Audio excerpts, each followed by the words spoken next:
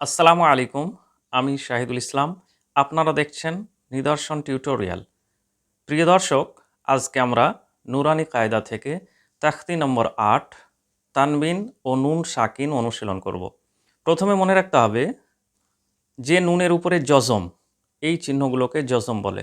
বর্ণের ওপরে এইভাবে থাকতে পারে বা এইভাবে, এগুলো হচ্ছে জজম বা সুকুন। তাহলে যে নুনের উপরে জজম অর্থাৎ সুকুন থাকে তাকে নুন সাকিন বলে।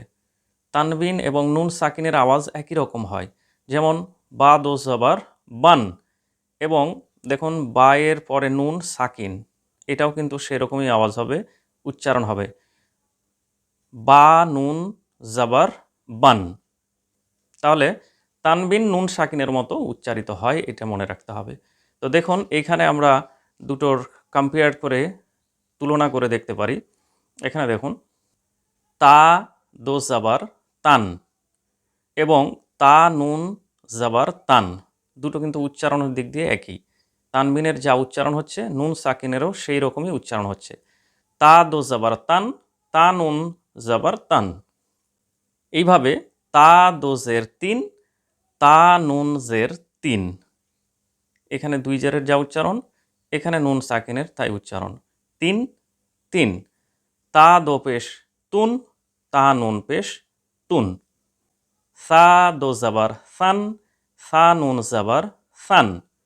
ঠিক একই রকম সা দো জের সিন, সা নুন জের সিন। তানবিন এবং নুন সাকিনের একই উচ্চারণ হচ্ছে সিন সিন, উচ্চারণে কোনো তফাৎ নেই।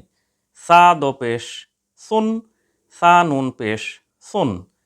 জিম দো জাবার জান, জিম নুন জাবার জান। জিম দু জের জিন, জিম নুন জের জিন। জিম দো পেশ জুন, জিম নুন পেশ জুন। তাহলে আমরা দেখতে পাচ্ছি যে তানবিন নুন সাকিন দুটো একই রকম উচ্চারণ। আরও বলুন দাল দো জাবার দান, দাল নুন জাবার দান। দাল দো জের দিন, দাল নু জের দিন। দাল দো পেশ দুন, দাল নুন পেশ দুন। পড়ার নিয়মবিধি তা দো জাবার তান, তা নুন জাবার তান, এইভাবে পড়তে হবে। তাহলে আমরা শিখলাম নুন সাকিন এবং তানবিনকে একই রকম পড়তে হয়।